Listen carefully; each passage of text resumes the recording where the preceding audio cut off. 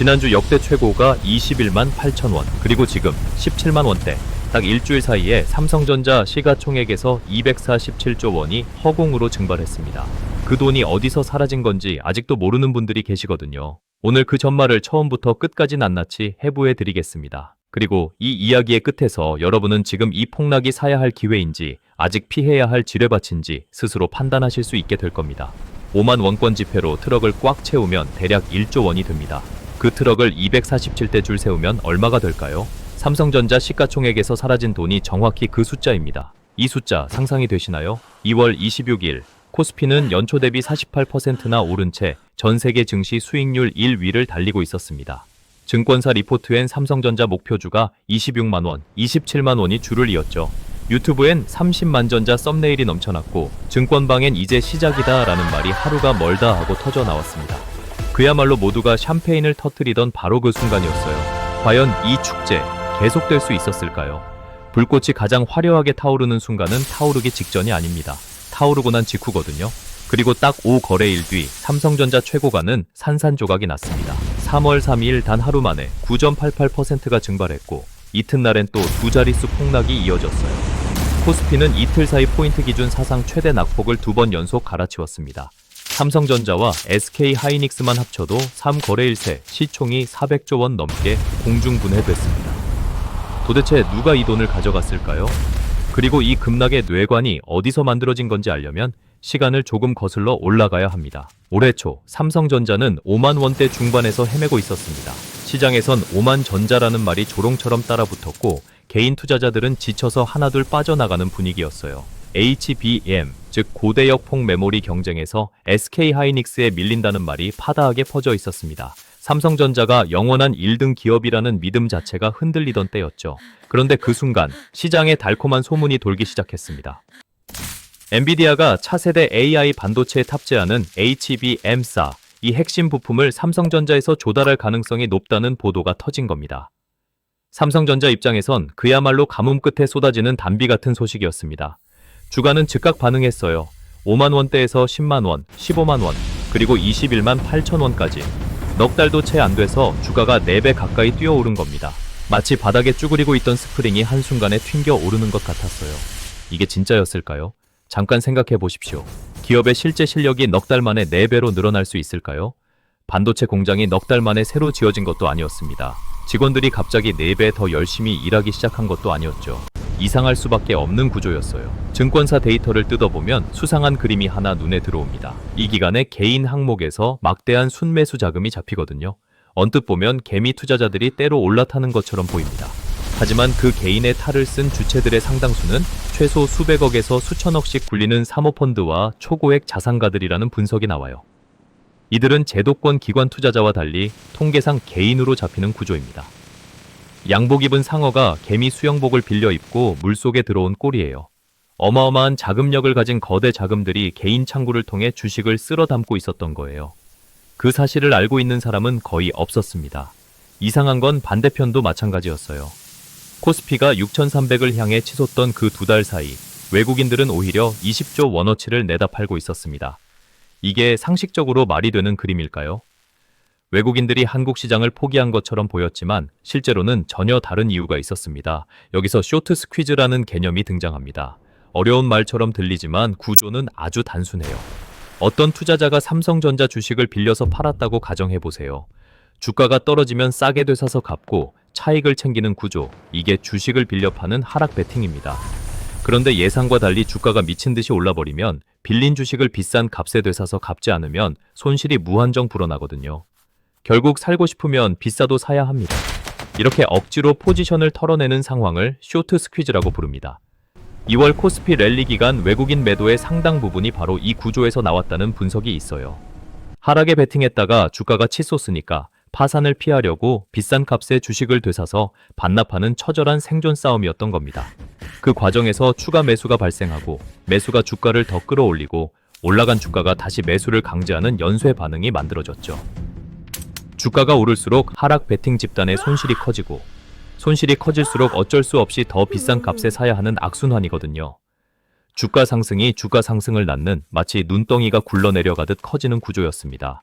개인 투자자들 눈엔 그저 호재로 오르는 주가처럼 보였겠지만 그 속은 완전히 달랐던 거예요. 그렇다면 이 랠리의 진짜 실체는 무엇이었을까요? 삼성전자의 실적이 뛰어나서도 반도체 산업이 황금기를 맞아서도 아니었습니다. 엔비디아 공급 기대감이라는 달콤한 미끼 위에 큰 손들의 집중 매집과 공매도 집단의 생존을 건 청산 싸움이 뒤엉킨 결과였어요. 겉으론 화려한 상승이었지만 그 아래엔 153조 원짜리 거대한 균열이 조용히 벌어지고 있었던 겁니다. 153조 원, 이 숫자의 정체를 알아야 합니다. 대차장고, 쉽게 말하면 주식을 빌린 잔액입니다. 공매도 세력이 아직 갚지 않은 주식의 총합이에요. 올해 들어 한 달 반 만에 무려 40조 원이 추가로 쌓였습니다. 그 20% 이상이 삼성전자와 SK하이닉스 딱 두 종목에 집중됐어요. 이 잔고가 쌓여 있다는 건 시장이 조금이라도 삐끗하는 순간 그 매물이 한꺼번에 쏟아질 준비가 됐다는 뜻입니다. 거대한 폭탄이 이미 심어진 지뢰밭 위에 주가 상승이라는 화려한 카펫이 깔려 있었던 거예요. 그렇다면 이 하락 베팅 집단은 어떤 근거로 삼성전자에 베팅을 걸었을까요? 대형 헤지펀드, 외국계 투자은행, 글로벌 자산운용사들, 이들에겐 삼성전자의 약점이 3개 보였습니다. 첫째, HBM사 납품 기대감이 과장됐다는 판단이었어요. 엔비디아가 삼성전자 제품을 대규모로 채택할지 아직 확정된 게 없었거든요. 기대감만으로 주가가 크게 뛰었다는 건 그만큼 거품이 두껍게 끼었다는 뜻이기도 했습니다. 둘째는 HBM 수율 문제였어요. SK하이닉스의 HBM 수율이 90%를 넘어서는 동안 삼성전자의 수율은 50% 안팎이라는 추정치가 업계에 돌았습니다. 같은 공장을 돌려도 정상 제품이 절반밖에 안 나온다는 얘기거든요. 수율 차이는 곧 원가 경쟁력 차이예요. 달리기에서 이겨놓고 신발값이 더 나오는 꼴처럼 납품 계약을 따내도 이익이 남지 않는 구조가 될 수 있다는 겁니다. 셋째는 환율이었습니다. 원화 약세가 지속되면 외국인들은 주가 수익을 봐도 환차손으로 다 까먹는 상황이 돼요. 이 3가지 약점이 동시에 존재하는 상황에서 주가만 저 높이 올라 있다면 공매도 세력 입장에선 그야말로 입에 침이 고이는 먹잇감이었던 겁니다. 그런데 문제가 생겼습니다. 예상과 달리 주가가 빠지지 않았어요. 쇼트 스퀴즈가 주가를 계속 위로 밀어 올렸거든요. 하락 베팅 집단은 손실이 불어나는 걸 버티면서 2월 내내 20조 원을 내다 파는 벼랑 끝 버티기를 이어갔습니다. 기가 막힌 건 이 전쟁이 벌어지는 동안 개인 투자자들은 아무것도 모른 채 올라타고 있었다는 점이에요. 30만 전자 간다는 유튜브 영상을 보고 들어온 개인들은 자신이 어떤 배에 올라타고 있는지 전혀 몰랐던 겁니다. 생각해 보십시오. 지난해 5만 원대 바닥에서 고점까지 올랐으니 초기에 탄 사람은 엄청난 수익을 봤을 겁니다.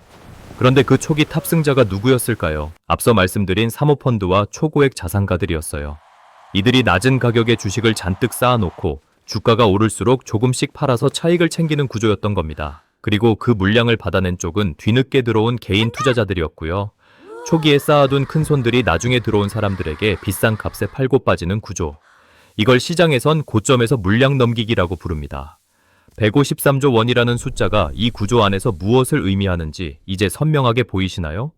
단순한 하락 베팅 자금이 아니었습니다. 주가가 인위적으로 부풀어 오르는 동안 차곡차곡 쌓인 거대한 하락 예약금이었던 거예요. 그런데 이게 전부가 아닙니다. 이 도화선에 실제로 불을 붙인 건 지구 반대편에서 날아왔습니다. 2월 28일 전 세계 금융시장이 숨을 멈춘 것 같은 하루였습니다. 미국과 이스라엘이 이란을 공습했어요. 이란은 즉각 호르무즈 해협 봉쇄 카드를 꺼내 들었어요. 호르무즈 해협. 이 좁은 바닷길 하나가 막히면 어떻게 되는지는 숫자로 설명됩니다. 전 세계 해상 원유 수송량의 약 20%에서 30%가 이 수로 하나를 통과해 세계 곳곳으로 흘러가거든요. 이란이 여기에 군함을 대기시키는 순간 지구 원유 공급망의 핏줄 하나가 끊기는 겁니다. 그런데 충격적이게도 이 뉴스에 전 세계에서 가장 먼저 무릎을 꿇은 나라가 한국이었습니다. 왜 하필 한국이었을까요? 한국은 전체 원유 도입량의 70%를 중동에서 가져옵니다. 그 중동산 원유의 95% 이상이 이 해협을 통과해 들어오거든요. 단순히 계산하면 그 바닷길이 막히는 순간 한국이 쓰는 원유의 60% 이상이 한 번에 끊기는 겁니다. 다른 나라들은 이 뉴스를 나쁜 소식 정도로 받아들였어요. 하지만 한국에겐 에너지 생존 위협으로 읽혔습니다. 전 세계 어느 나라보다도 이 바닷길 하나에 목줄이 잡혀 있는 나라가 바로 한국이라는 얘기예요. 3월 3일 장이 열리자마자 신호가 왔습니다. 매도 사이드카가 장 시작 5분 만에 발동됐어요. 3월 3일 마감 결과는 처참했습니다. 코스피가 단 하루 만에 452포인트, 7.24%가 빠졌어요. 포인트 기준으로 역대 최대 낙폭이었습니다. 그날 증시가 얼마나 패닉 상태였는지 짐작이 되실 겁니다. 이튿날인 3월 4일엔 2024년 8월 이후 약 1년 7개월 만에 서킷 브레이커까지 발동됐어요. 이틀 사이에 사이드카와 서킷 브레이커가 연달아 터진 건 역대 몇 손가락 안에 드는 기록이에요. 3월 3일 공포지수로 불리는 VKOPI는 62.98까지 치솟았어요. 이 숫자가 높을수록 투자자들이 공황 상태에 빠져 있다는 뜻인데 2020년 3월 코로나 팬데믹 이후 가장 높은 수치였습니다. 그날 외국인들은 단 하루 만에 5조 1731억 원을 내다 팔았어요. 역대 두 번째 외국인 순매도 규모입니다. 며칠 전인 2월 27일엔 역대 1위인 약 7조 원을 팔아치웠으니 단사 거래일 사이에 역대 기록이 두 번이나 갈아치워진 겁니다. 코스피 전체 시가총액은 4거래일 만에 5천조 원 아래로 추락했고요. 이 숫자들이 피부로 잘 안 와닿으시나요? 이렇게 생각해보세요. 삼성전자와 하이닉스에서만 3거래일 새 증발한 400조 원, 대한민국 1년 예산 전체보다 많은 돈입니다. 그런 돈이 72시간 만에 사라진 겁니다. 그날 일본 증시는 3% 빠졌습니다. 미국 선물지수는 1% 안팎이었어요. 그런데 코스피는 무려 7%가 넘게 빠졌죠. 전 세계 주요 증시 중 압도적으로 가장 큰 낙폭이었습니다. 왜 한국만 유독 이렇게 크게 무너진 걸까요? 전문가들은 세 가지 요인이 동시에 터졌다고 분석합니다. 첫째는 원유 의존도입니다. 에너지 공급 자체가 흔들릴 수 있다는 공포거든요. 정유사, 화학기업, 항공사, 물류회사, 전기차 배터리까지. 유가가 폭등하면 한국 기업 생태계 전체가 원가 압박을 받는 연쇄 구조가 작동합니다. 둘째는 가파른 상승분의 무게였어요. 연초 대비 절반 가까이 치솟아 있던 코스피, 주가가 높이 올라가 있을수록 충격이 왔을 때 떨어지는 거리도 깊어지거든요. 높은 곳에서 발을 헛디디면 낮은 곳에서 헛디디는 것보다 훨씬 크게 다치는 법입니다. 부풀어 오른 거품이 이 충격과 함께 한꺼번에 터진 겁니다. 셋째는 환율이었습니다. 2월 28일부터 원화 가치가 무섭게 떨어지기 시작했어요. 하루 만에 26.4, 원이 뛰어 1466원을 찍었습니다. 외국인 투자자 입장에서 생각해보세요. 삼성전자 주가가 올라도 원화 가치가 같이 떨어지면 달러로 환산하면 수익이 그대로 깎여나가는 구조거든요. 그러니 주가가 오르기도 전에 먼저 팔고 나가는 게 합리적인 판단이 됩니다. 그 매도가 환율을 더 올리고 올라간 환율이 더 많은 외국인을 내쫓고 그 매도가 다시 주가를 누르는 도미노가 그 며칠 사이 시장을 갈기갈기 찢어놨어요. 여기에 153조 원짜리 대차장호까지 가세했습니다. 하락 배팅 쪽은 주가가 떨어질수록 돈을 버는 구조예요. 포지션을 청산하려면 보유 중인 주식을 추가로 팔아야 하거든요. 이미 무너지는 시장에 매물이 더 쏟아지는 겁니다. 불이 났는데 소화기 대신 기름통이 투하되는 꼴이에요. 3월 3일과 4일 이틀 사이에 그 잔고 중 상당 부분이 연쇄적으로 청산되면서 낙폭을 더 깊게 만들었을 것으로 추정됩니다. 그 혼란 속에서 거꾸로 움직인 쪽이 있었습니다. 증권가의 역발상 리포트들이었어요. 키움증권은 충격 이틀째인 3월 4일 삼성전자 목표 주가를 21만 원에서 26만 원으로 되레 상향 조정했습니다. 한국투자증권도 27만 원 목표가를 제시했어요. 주가가 10% 넘게 빠지는 그날에 목표 주가를 올린 겁니다. 충격적이지 않나요? 이유는 하나였습니다. 반도체 실적의 펀더멘털, 즉 실제 기업 가치는 중동 군사 충돌과 아무런 관련이 없다는 판단이었어요. 엔비디아 HBM4 공급 가능성, 삼성전자의 AI 반도체 수주 스토리는 중동에서 총성이 몇 발 울렸다고 해서 사라지는 게 아니었거든요. 그렇다면 지금의 이 하락은 기업 가치가 무너진 건가요? 아니면 지정학적 공포가 만들어낸 일시적 과매도인가요? 증권가는 두 진영으로 갈립니다. 비관론 측에서는 봉쇄가 30일을 넘길 경우 경기 침체 확률이 75%에 달하고 코스피가 추가로 20% 더 빠질 수 있다는 경고를 내놓습니다. 지금 당장 팔고 나가야 한다는 목소리예요. 반면 낙관론 측은 역사를 근거로 듭니다. 과거 중동에서 지정학적 충격이 발생했을 때마다 코스피는 평균 한 달 안에 회복했다는 거예요. 이번에도 예외가 아닐 거라는 얘기죠. 두 진영 중 어느 쪽이 맞는지 지금 이 순간도 그 해협 위에서 답이 쓰이고 있습니다. 그런데 이 사태, 정말 호르무즈 때문에만 터진 걸까요? 솔직히 말씀드리면 호르무즈는 방가소해였을 뿐입니다.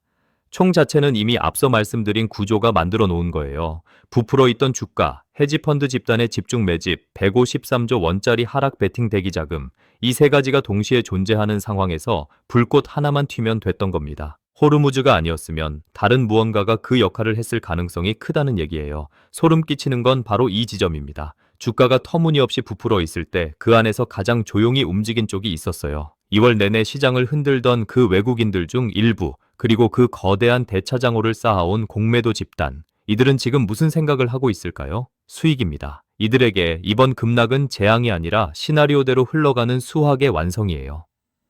삼성전자가 최고가를 찍던 그날, 이들은 이미 17만 원대 시장을 보고 있었을 가능성이 있습니다. 그런데 아이러니하게도 이 충격이 끝나는 순간이 오면 정반대의 현상이 벌어집니다.